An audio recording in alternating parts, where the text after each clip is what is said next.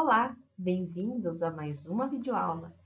Nessa videoaula, estudaremos a ligação metálica, ou seja, a ligação que é feita entre átomos de metais.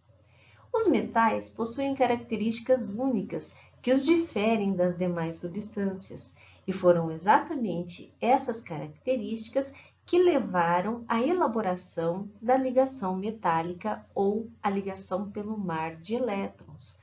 Vocês se lembram, na videoaula passada, nós vimos que o conceito de ligação química foi desenvolvido a partir da regra do octeto, ou seja, os átomos se combinariam para atingirem configuração estável do gás nobre. Os metais são completamente diferentes, eles não seguem esse princípio da regra do octeto, mas a ligação foi desenvolvida exatamente em cima das características. Que características? Por exemplo, se eu apresento essas duas canecas para vocês, vocês sabem me dizer qual delas é metálica? Acertou quem disse essa aqui. Como que a gente sabe que essa caneca é metálica? Uma forma é através do brilho que os metais têm, chamado brilho metálico. Outra coisa interessante que veremos nessa aula é que os metais eles formam substâncias simples que, de modo geral, conduzem bem a corrente elétrica e o calor. O que é substância simples? Vocês se lembram? Substâncias simples são aquelas formadas pelo mesmo elemento químico. Então, quando os metais se ligam formando substâncias simples, essas substâncias simples conduzem muito bem a corrente elétrica e também conduzem muito bem calor. Por isso que a maior parte das panelas que temos em casa são de metais, exatamente por essa alta condução térmica. Outra característica é que eles facilmente são transformados em lâminas muito finas, isso devido à sua maleabilidade. Também podemos formar fios fininhos com os metais, essa propriedade chamada ductilidade. E outra característica interessante é que essas substâncias simples formadas pelos metais geralmente são sólidas em condições ambientes, ou seja, a 25 graus Celsius e 1 atm de pressão. A exceção, olha só, é o mercúrio. Eu ainda tenho termômetro de mercúrio. O mercúrio é o único metal que encontra-se líquido em condições ambientes. Então, é devido a essas propriedades, que são bastante distintas quando comparamos um metal, um composto metálico, com outros compostos, é que levaram à elaboração dessa ligação química que veremos hoje. Então, vamos lá? Os elementos podem ser agrupados de forma mais ampla nas categorias de metais, semimetais e não metais. Como vocês podem observar aqui nessa região rosa, por essa classificação, a maioria dos elementos, quase 3/4, são classificados como metais. Então, os metais estão localizados onde na tabela periódica? No centro e aqui no lado esquerdo da tabela periódica. As séries de lantanídeos e actinídeos que são representados aqui abaixo também são metais, metais de transição, mas lembrando, a posição deles na tabela periódica é aqui, dos lantanídeos no 6º período e dos actinídeos aqui no 7º período. As propriedades dos metais foram descritas brevemente no início dessa videoaula. Não é o objetivo dessa videoaula aprofundarmos em propriedades dos compostos, mas essa breve introdução é importante para identificarmos as grandes diferenças entre metais e não metais.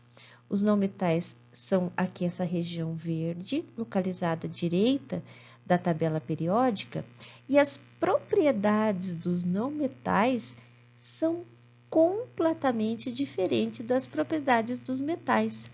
Por exemplo, as substâncias simples formadas por não metais não conduzem bem calor e corrente elétrica, tá? Uma exceção é o carbono, que está localizado aqui, o primeiro elemento do grupo 14, que na sua forma simples de grafite, ele conduz corrente elétrica, como veremos em uma outra videoaula. Eles não são facilmente transformados em lâminas ou fios, como a gente viu que os metais são. Temos selecionados aqui nessa parte verde 19 elementos.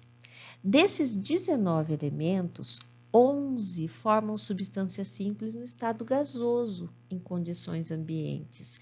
Quais são eles? O hidrogênio, o nitrogênio, que é o primeiro elemento aqui do grupo 15, segundo período, o oxigênio, primeiro elemento do grupo 16, segundo período, o flúor, primeiro elemento do grupo 17, segundo período, o cloro, segundo elemento do grupo 17, terceiro período, e todos os gases nobres. O bromo, que está aqui, segundo o quarto período do grupo 17, forma substância simples no estado líquido, e os demais, que são mais pesados, né, núcleos maiores, formam substância simples no estado sólido. O hidrogênio, que foi deslocado aqui do grupo 1 para ressaltar, ele não é um metal, ok? Por que então, muitas vezes, ele é representado aqui no grupo 1 como o primeiro elemento do grupo 1? Pelo simples fato dele ter o seu único elétron, que também será seu elétron de valência, localizado no subnível S. Então, a configuração do hidrogênio vai ser um S1. E todos os metais alcalinos possuem configuração de valência S1. Então, esse é o único motivo dele ser representado muitas vezes aqui no grupo 1, mas ele não é metal. Inclusive, a substância simples do hidrogênio, que é o H2, é gás em temperatura ambiente, né, em condições ambientais. E nós vimos que grande parte dos metais formam substâncias simples sólidas, com exceção do mercúrio, que é líquido, ok? Alguns autores trazem aqui, numa região intermediária entre metal e não metal, elementos classificados como semimetais. Então, semimetais encontram-se entre os metais e não metais, e eles possuem propriedades intermediárias entre a dos metais e não metais. Quais propriedades? Por exemplo, eles formam substâncias simples no estado sólido, da mesma forma que os metais. E dois desses elementos que se encontram aqui no grupo 14, que é o silício e o germânio, eles possuem propriedades de semicondução de corrente elétrica. Então, eles são semicondutores. O que significa isso? Em determinadas condições, eles vão conduzir corrente, em determinadas condições, eles vão isolar a corrente elétrica. Ou seja, uma propriedade intermediária entre a condução metálica e o isolamento que os não metais fazem. Então, esses dois elementos, eles têm aplicações e são muito importantes, né, na confecção de componentes eletrônicos. Como eu disse, vamos detalhar as propriedades dos elementos depois do estudo das ligações químicas. Mas adiantando, essas propriedades têm relação com o tipo de ligação química que os elementos fazem entre si. E uma coisa interessante é o seguinte: quanto mais um elemento exibe propriedades físicas e químicas de metal, maior é o seu caráter metálico. Vocês vão ver caráter metálico na videoaula anterior à ligação covalente, mas adiantando, né? Quanto mais propriedades parecidas com metal um elemento tiver, maior o seu caráter metálico. Vamos tentar compreender como que varia o caráter metálico na tabela periódica?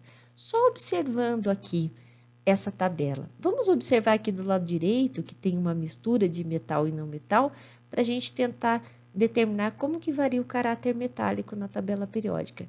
Vamos pegar aqui o grupo 14, por exemplo, que tem elementos não metálicos, elementos semimetálicos e elementos metálicos.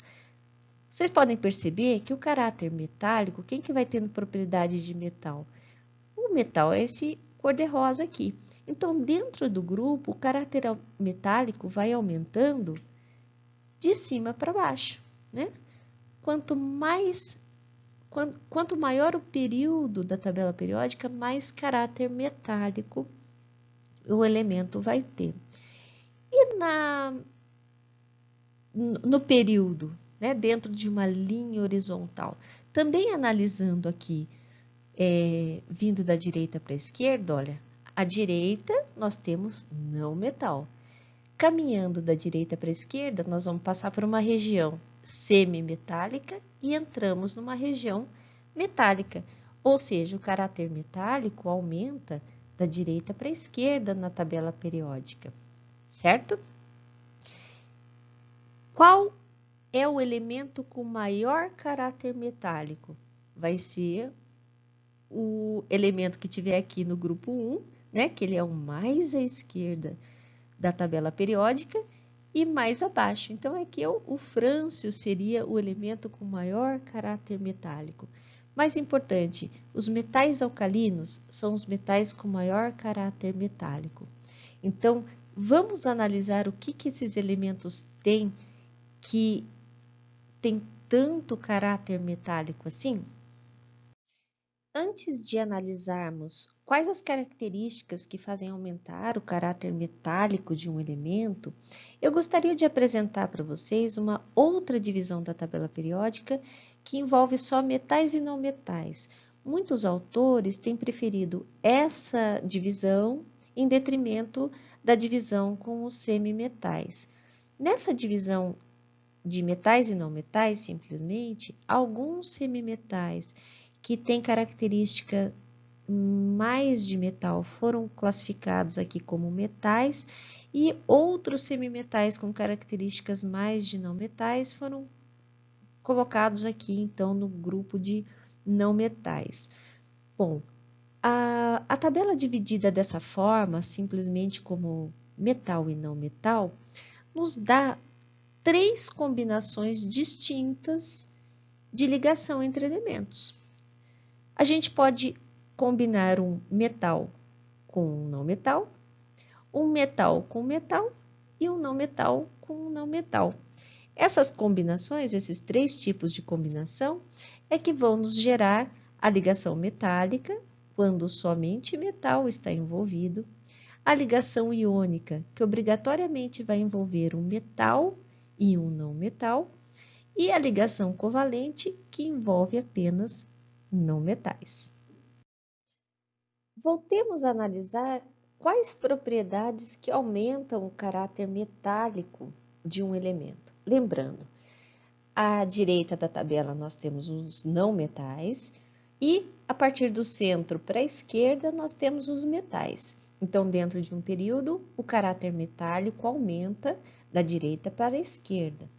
Dentro de um grupo, se pegarmos grupos aqui que têm metais e não metais, nós vemos que os primeiros elementos aqui do grupo são não metais, aí dependendo do grupo, descendo, passamos pelos semimetais e chegamos em alguns metais nos últimos elementos de um grupo. Então, o caráter metálico dentro do grupo varia de cima para baixo. O que acontece nesse sentido, da direita para a esquerda, de cima para baixo? Se vocês observarem aqui, nessa tabela que mostra a variação do raio atômico, nessa posição estão exatamente os elementos com maior raio atômico da tabela periódica. E os raios atômicos, eles determinam algumas propriedades dos elementos, como energia de ionização e afinidade eletrônica. Lembrando, o que é primeira energia de ionização? Primeira energia de ionização é exatamente a energia que precisamos fornecer ao átomo para tirar o seu elétron de valência, né? E observando aqui os metais alcalinos e alcalinos terrosos, principalmente, eles têm as menores primeiras energias de ionização da tabela periódica. Ó, mais uma vez, o hidrogênio está aqui no grupo 1, mas ele não tem essa característica. Ó, é mais difícil tirar o elétron do hidrogênio do que do lítio. Por que que é fácil tirar o elétron de valência dos metais alcalinos e alcalinos terrosos? Porque eles têm raios relativamente grandes, então o elétron de valência estará bastante afastado do núcleo. Eu preciso de pouca energia para tirá-los. Nessa tabela não estão representados aqui os metais de transição, mas todos os metais têm essa característica de terem baixas energias de ionização, ou seja, é relativamente fácil tirar um elétron de um metal. Outra característica é a afinidade eletrônica. O que seria afinidade eletrônica mesmo? É a energia liberada quando colocamos um elétron na camada de valência de um elemento. Então, quanto mais negativa a afinidade eletrônica, mais afinidade esse elemento vai ter com o elétron adicional, mais energia liberada.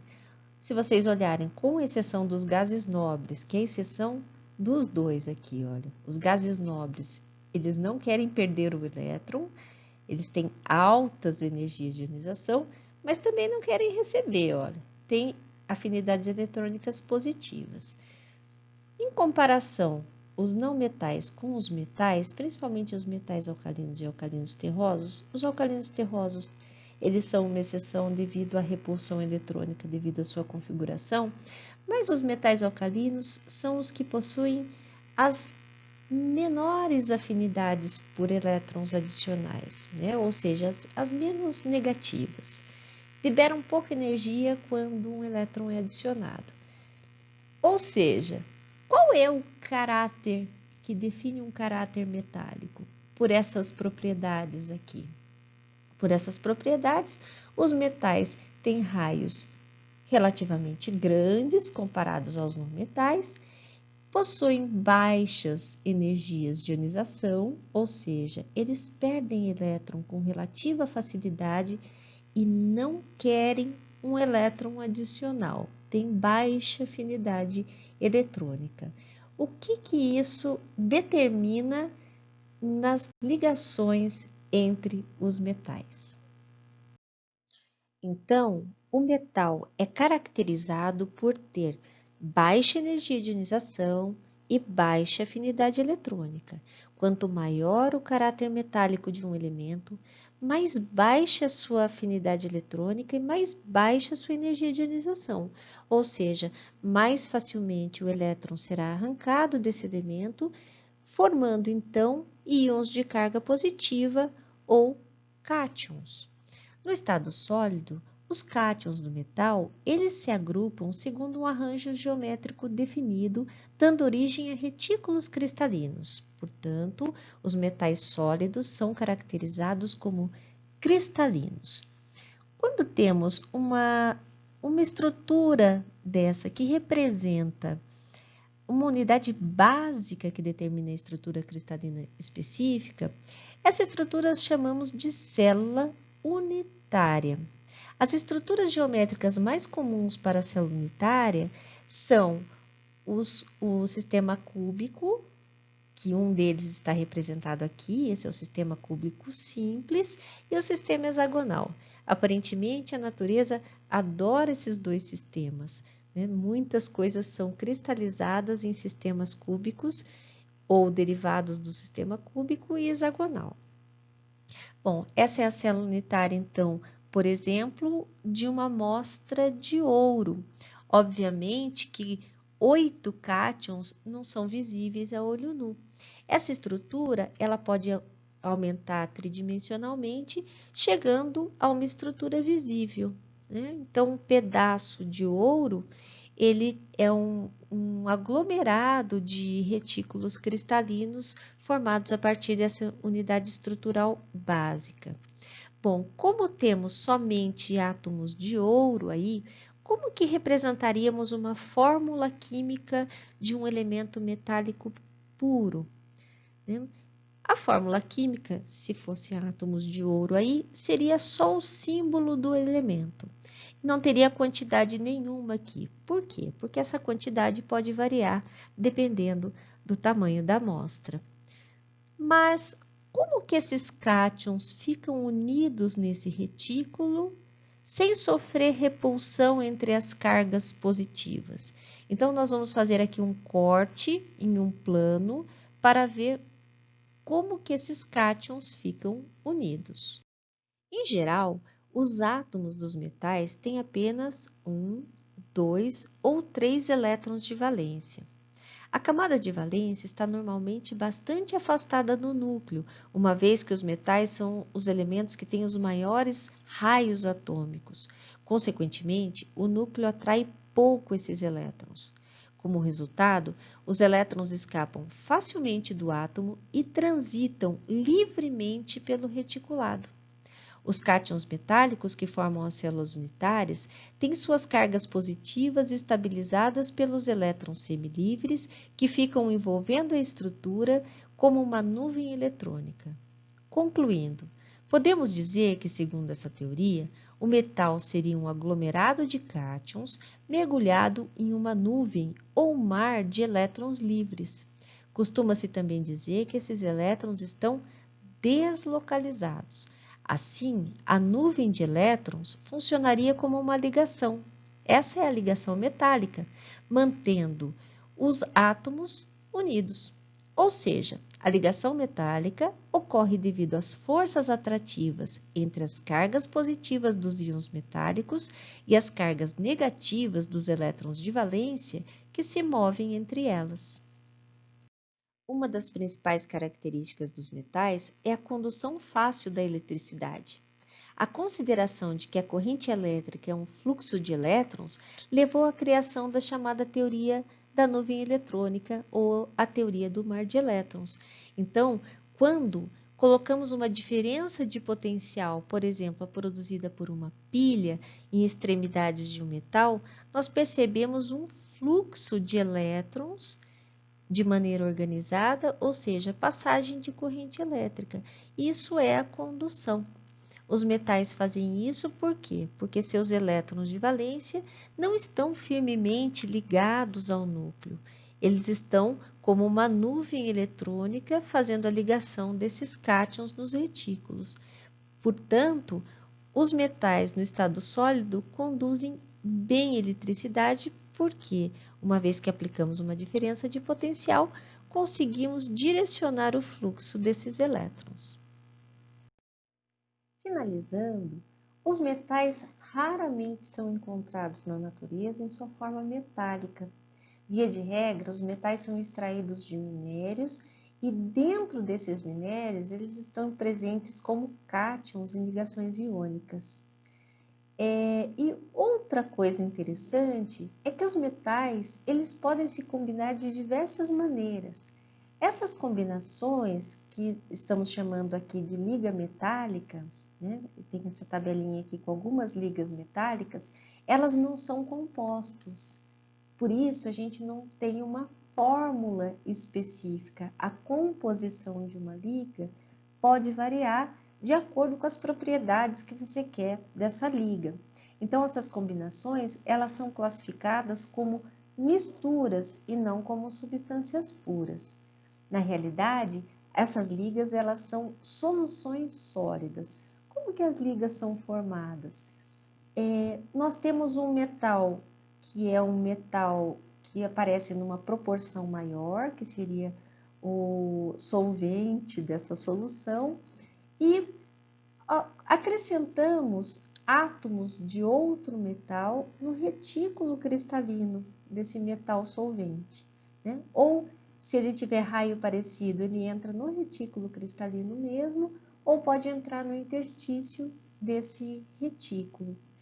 O importante é que as ligas elas vão ter propriedades que são propriedades combinadas entre os metais que estão participando dessa solução.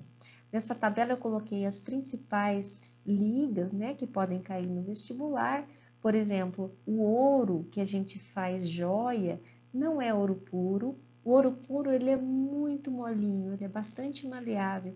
Então, para ter estrutura, para fazer uma joia, eu preciso misturar um pouco de prata e de cobre. Então, o ouro 18 quilates que conhecemos é uma mistura de 75% de ouro, 12,5% de prata, 12,5% de cobre. O latão e o bronze também são ligas bastante importantes. Essa canequinha que eu apresentei no começo dessa videoaula é de bronze, ou seja, ela tem aqui nessa estrutura cobre e estanho. Como eu não consigo perceber diferença, né? Ela é bastante homogênea, então isso aqui é uma solução sólida, não é uma mistura heterogênea, é uma mistura homogênea. A solda de estanho, quem já trabalhou com componente eletrônico, vem escrito estanho só, né? É um metalzinho bastante maleável que a gente esquenta e faz as soldas dos circuitos eletrônicos. Ela não é estanho puro, é uma mistura de estanho e antimônio principalmente. Às vezes tem um pouquinho de cobre. Por quê? Essa mistura baixa o ponto de fusão dessa liga em relação ao estanho puro. Então, fica mais fácil de fazer a solda. Então, pessoal, espero que vocês tenham entendido o que é uma ligação metálica, como que funciona esse mar de elétrons que liga os cátions que estão presos no retículo cristalino de um sólido metálico. E a próxima videoaula falaremos então de ligação iônica. Até lá!